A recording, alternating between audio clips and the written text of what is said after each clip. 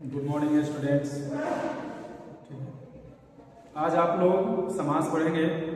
इससे पहले व्याकरण में बहुत सारे टॉपिक्स, बहुत सारे विषय पढ़ चुके हैं। व्याकरण में जैसे क्रिया विशेषण पढ़ चुके हैं, संबंध बोधक अव्यय पढ़ चुके हैं, वचन पढ़ चुके हैं, फिर समुच्चय बोधक अव्यय पढ़ चुके हैं। अब आप लोग समास पढ़ेंगे, ठीक है। तो समास की परिभाषा देखते हैं। सबसे पहले तो परिभाषा में देखेंगे दो स्वतंत्र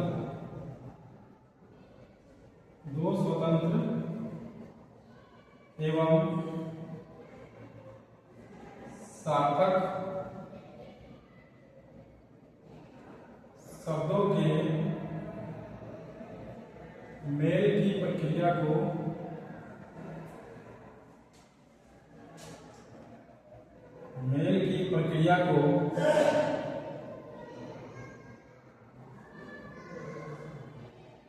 समास करते हैं।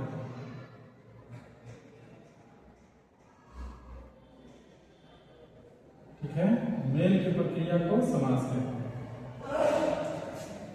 सबसे पहले जान लेते हैं कि समास का अर्थ क्या होता है। समास का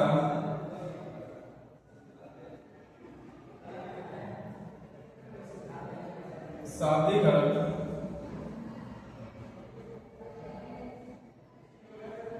अर्थ है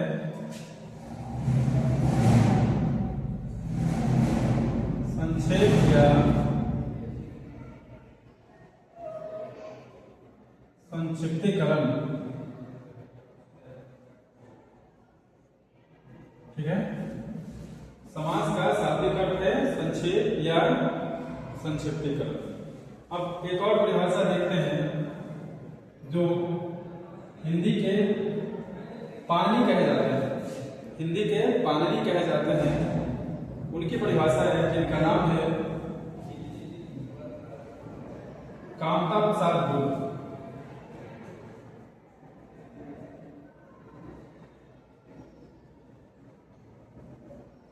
कामता प्रसाद गुरु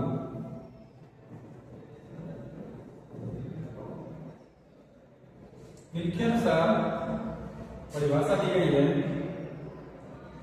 दो या दो से अधिक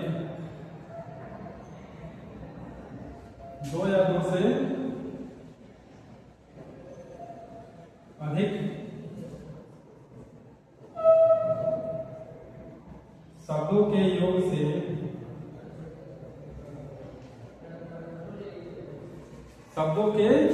योग से जो एक नया शब्द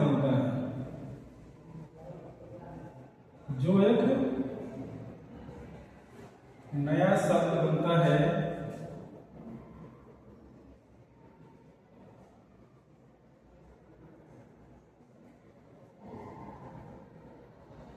उसे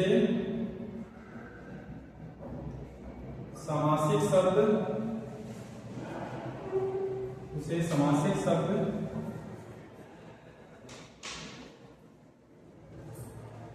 कहते हैं। और शब्दों के ये योग की प्रक्रिया को समास कहते हैं। और उन शब्दों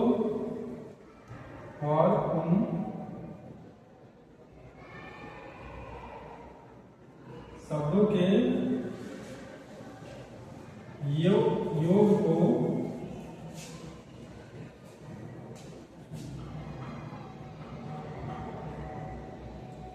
समास कहते हैं।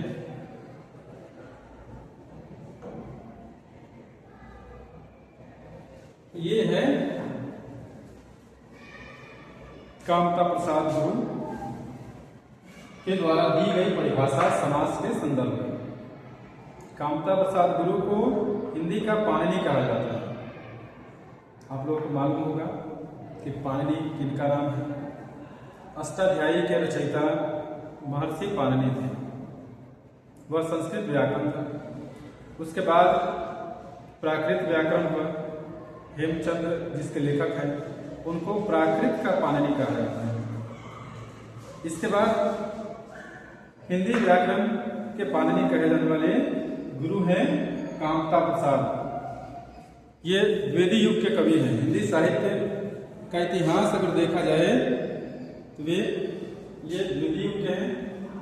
दूसरी बात, इनकी बहुत सारी रचनाएं हैं, लेकिन व्याकरण जितना प्रसिद्ध हुआ उतना दूसरी कोई रचना नहीं, दूसरा कोई ग्रंथ नहीं। ठीक है, इसके बाद आगे देखते हैं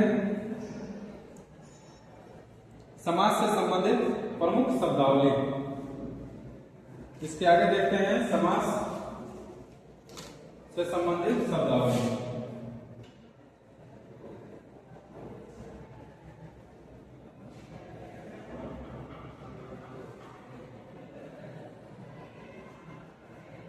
समास से संबंधित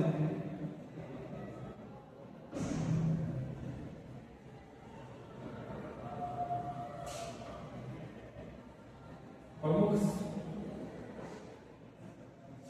शब्दावली।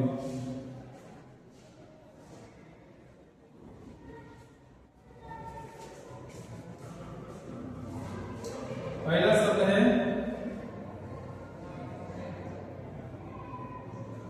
समासिक शब्द। इसे समासपद भी कहा जाता है। समासिक शब्द को समासपद भी कहा जाता है। तो परिभाषा ऊपर जो दी गई है कामता प्रसाद गुरु के द्वारा, इसमें स्पष्ट रूप से कहा भी गया है दो या दो से अधिक शब्दों के योग से जो एक नया शब्द बनता है उसे समासिक शब्द कहते हैं। तो बात स्पष्ट है। समास की प्रक्रिया से बनने वाले शब्द को समासिक शब्द कहते हैं। समास की प्रक्रिया से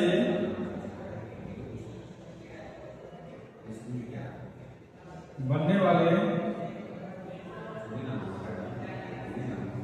शब्द को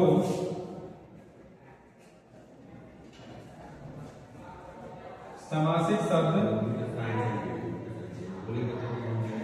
या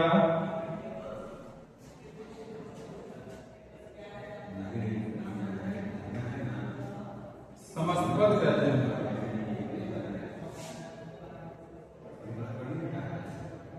समासिक शब्द या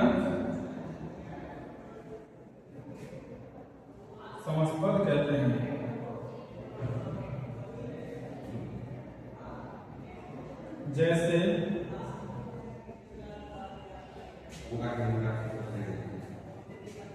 जैसे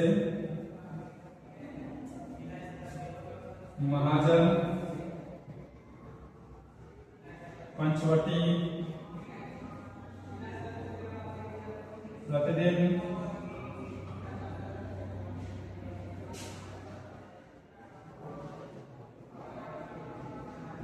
यथाशक्ति,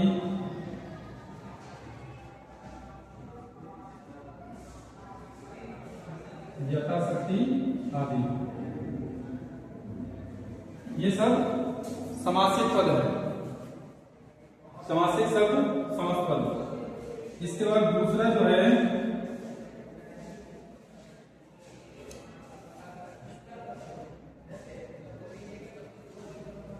दूसरा शब्द है समास विग्रह।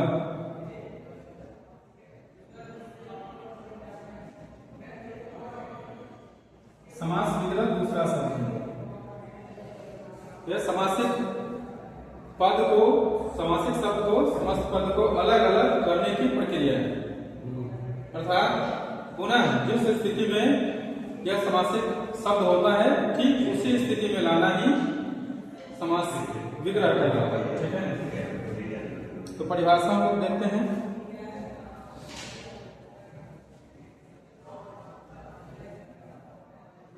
समास विग्रह का मतलब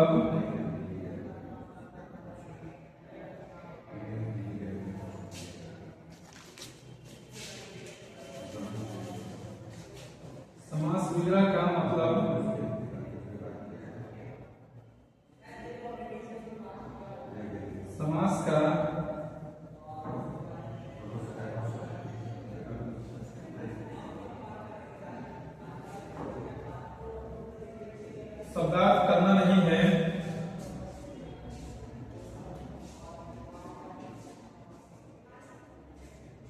बल्कि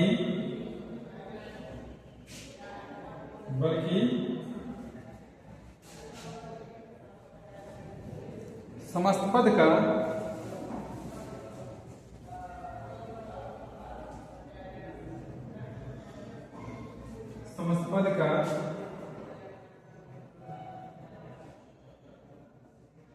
विग्रह करके पुनः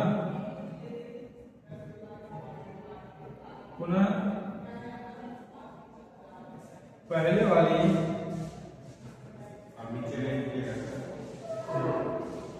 स्थिति में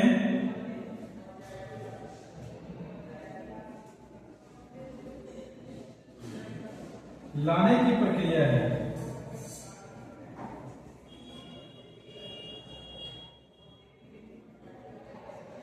ठीक है, अब समझ रहे हैं। समास विग्रह का मतलब है समास का शब्दार्थ करना नहीं है, बल्कि समस्त पद का विग्रह करके पुनः पहले वाली स्थिति में लाने की प्रक्रिया है। ठीक है, तो आप समास से संबंधित प्रमुख शब्दावली के अंतर्गत 2 शब्दों की परिभाषा देख लें। अब आप आगे देखेंगे। ठीक है, अब आप लोग आगे देखेंगे।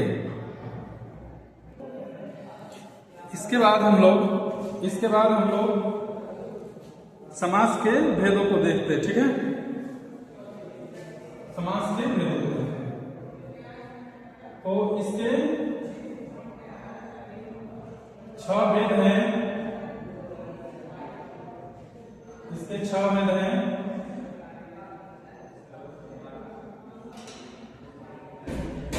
भाव समास, दूसरा भेद है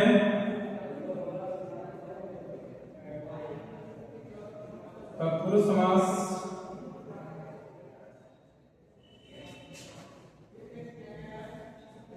तीसरा है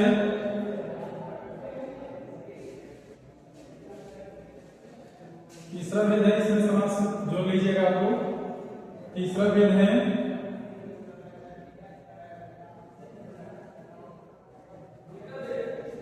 कर्मधारय। चौथा भेद है द्विगु समास। पांचवा भेद है द्वंद्व समास। पांचवा जो भेद है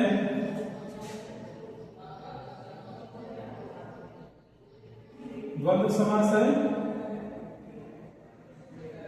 और छठा भेद जो है वह है बहुव्रीहि समास। ये 6 भेद हो गए। इसकी परिभाषा को देखते हैं।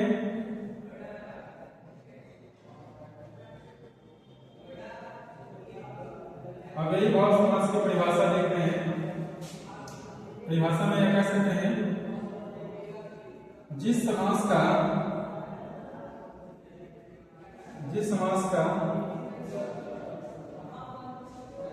प्रथम पद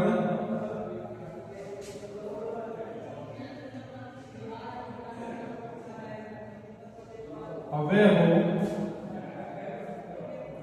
उसे अव्ययी भाव समास कहते हैं।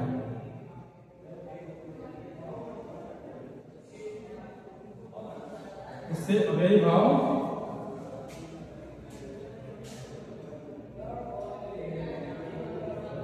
समास कहते हैं।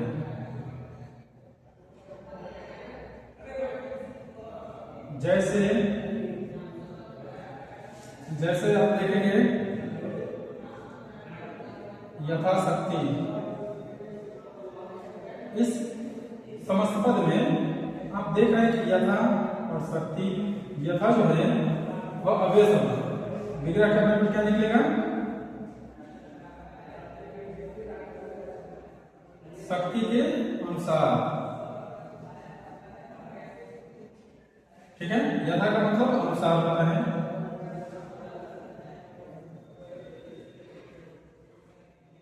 यथा संभव था अर्थात क्या हो जाएगा?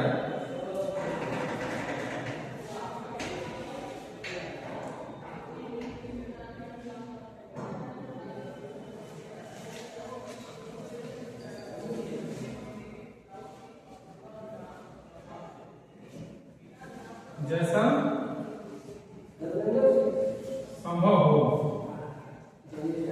जी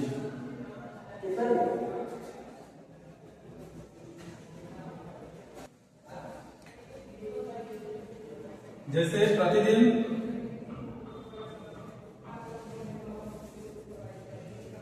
विग्रह करना पड़ेगा, हर दिन आदि।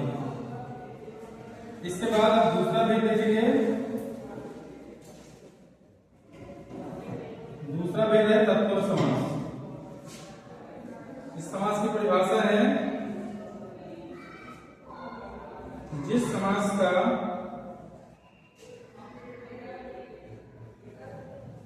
उत्तर पद प्रधान हो,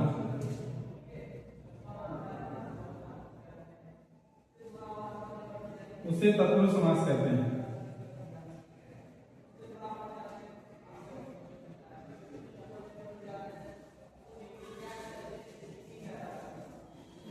उसे तत्पुरुष समास कहते हैं।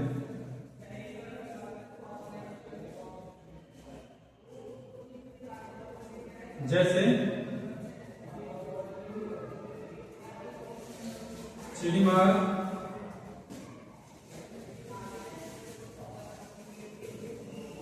पॉकेट मार,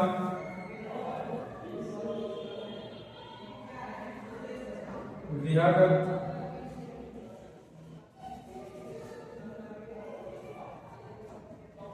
स्वर्ग प्राप्त,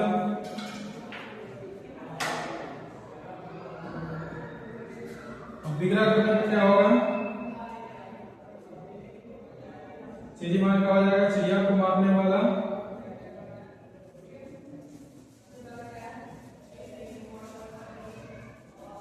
पॉकेट मार हो जाएगा पॉकेट को मारने वाला,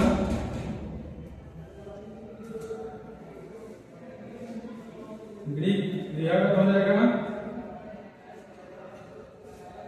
ग्रीक को आगत,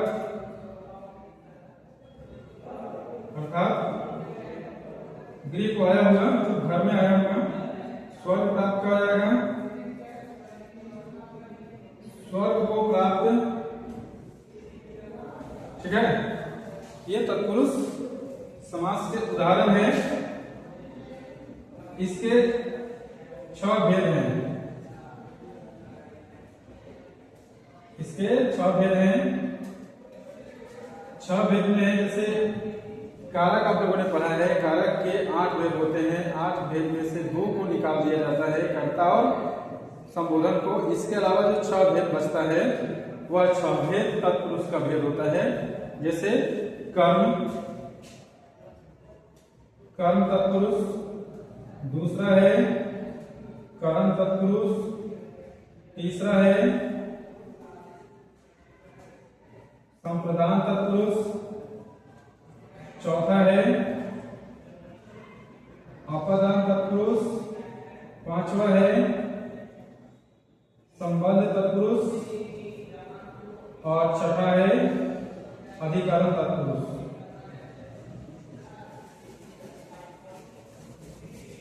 छठा है अधिकरण तत्पुरुष।